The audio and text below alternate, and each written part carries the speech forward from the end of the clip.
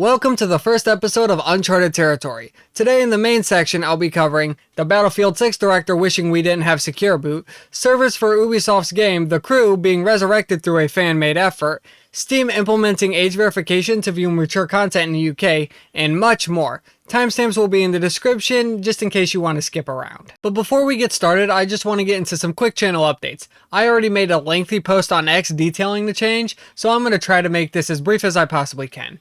Instead of making a video every time something in the news catches my eye, I'm just going to aggregate it into like a weekly-ish or semi-weekly-ish video. For these news topics, it means I don't have to overly stretch them out just to make a video, and it also allows me to touch base on news topics that I otherwise would have just simply discarded for there just not being enough talking points. And there still will be dedicated videos, but those dedicated videos will instead be for what pops into my head rather than what pops into my newsfeed. Bottom line is this should just be an overall quality improvement, and if you're interested in more of the specifics, you can go check out the paragraph or the book, I guess, that I posted on X. And if there's something that you want me to cover that I didn't already talk about or there was something that I missed, then go ahead and just shoot me a quick email. Anyway, moving past that and to get things started, we have the Battlefield 6 director wishing secure boot wasn't needed for any cheat by saying, it does prevent some players from playing the game. Some people's PCs can't handle it and they can't play. That really sucks. I wish everyone could play the game with low friction and not have to do these sorts of things. And according to Ars Technica,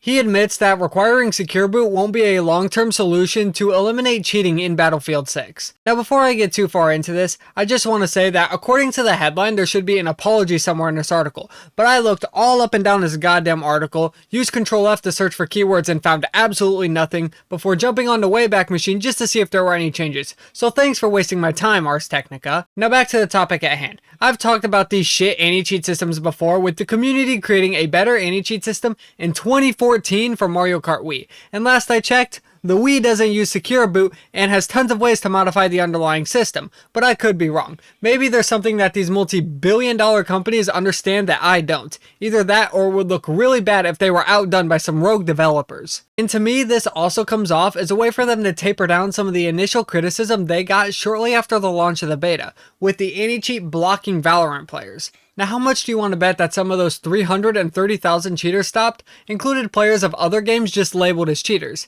Either that or they're pulling numbers out of their ass just so they can go, hey guys, look, we stopped cheating, everything is working just perfectly fine now. And if they are so concerned with the player experience, they should invest in a solution that works for their diverse player base, instead of using these cheap blatant rootkits just to prevent the game from launching. Basically, put your money where your mouth is and actually do something. Next up, we have Ubisoft's game The Crew having fan-made servers launched in September. The Crew Unlimited is a fan effort to revive the game by making custom servers. And honestly, this kind of makes me reminiscent of what WinFi did for Mario Kart back in 2014. According to the Crew Unlimited website, the server emulator is feature complete for a 1.0 release, the TCU launcher is complete, the TCU website is ready, and all that is left to do is to test and validate the software, then prepare for release. For context, The Crew is a frequently used example in the Stop Killing Games initiative, and this really only goes to serve their point, that the community can keep your game up and running, and that these game companies are not obligated to run their service for these games forever. What the initiative is asking for is more support, so setting up these game servers don't require, quote, a year and a half of development to make it to their 1.0 release. And it really goes to show that if they had the documentation on what the client expects from the server, along with Ubisoft adding the ability to set an IP address or a domain name for the server, then it wouldn't have taken a year and a half of development to make it feature complete or a mod to make it work. Now it's time to get into the age verification and censorship topics. Unfortunately, this looks like a train that's just going to keep on running with no end in sight. In the UK, Steam will now be requiring age verification to view content that is rated for mature audiences, and the obvious cause would be the Online Safety Act, which is always being propped up as a solution to protect the children, when in reality there have already been numerous documented cases of it being abused for censorship purposes in order to clamp down on government criticism and free speech. Though there is some good news to this. Valve is not requiring you to submit your ID or trying to use AI to estimate your age by using your camera. Instead, they're doing the sensible thing and using credit cards because in the UK, you need to be 18 to have a credit card. So adding one to your account automatically gives you a pass. Now in the same vein, Mastodon is saying that they lack the resources to comply with these age verification checks, which makes a lot of sense. Because Mastodon isn't a single centralized service, there's something that someone could set up on their own hardware for their own purposes. And because of this lack of a central authority, they don't have the necessary infrastructure to store the data to comply with age verification checks. And since it's open source, any attempt to add age verification checks would just lead to a fork with those checks being removed. So it seems the best weapon against these age verification laws and censorship is self-hosting and decentralization. Now, if only Elon and the rest of the development team at X could figure out a way to implement something similar, and now that I think about it, that would actually reduce server costs, and even if it was just a minuscule amount, as you'd have some of your users self-hosting and therefore not using your server bandwidth. Now we have Intel back in the news, receiving $5.7 billion in order to prevent the sale of its foundry business.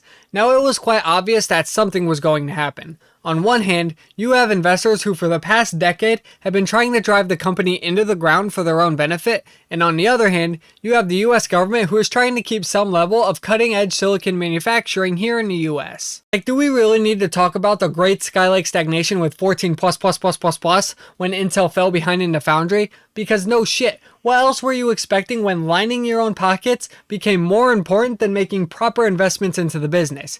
And now, silicon manufacturing has become a matter of national security, with the only company who can or is actively working toward building cutting-edge chips here in the US being Intel. So what we have here are these investors trying to sell the foundries, and the US government not being too happy about that. And the result is the government buys a stake in the company to ensure that their voice got heard. And now the government is one of the largest holders of Intel. And as for those who choose to stay, the only meaningful return that they will get will be years down the line when Intel is competitive again, rather than making a quick buck with the sale of the foundry business. And speaking of Intel, they also admitted to fumbling the ball in regards to desktop CPUs, stating, quote, "As you know, we kind of fumbled the football on the desktop side, particularly the high performance desktop side.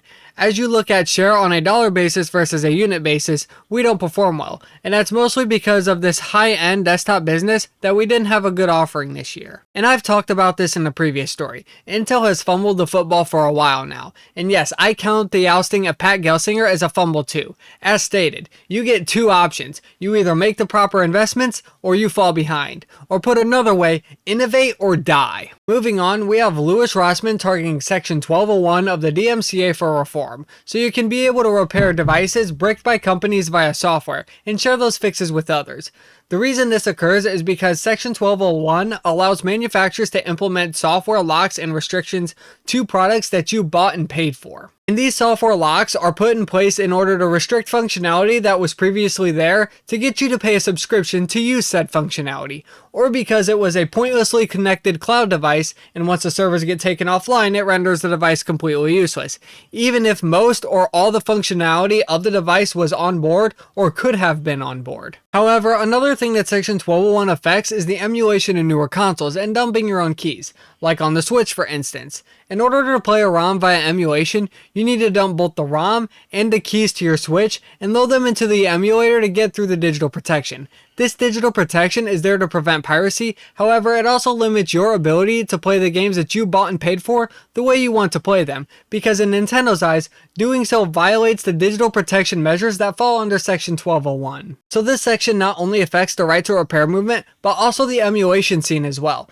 and if it's not dealt with, its effect limiting various other industries will only grow, and I look forward to seeing what reforms are pushed for and what reforms actually get implemented, even if it's only for certain industries, because it would still be a step in the right direction. Now circling back to the Online Safety Act and censorship, we have lawyers representing 4chan and Kiwifarms filing a legal complaint against the enforcer of said act here in the United States.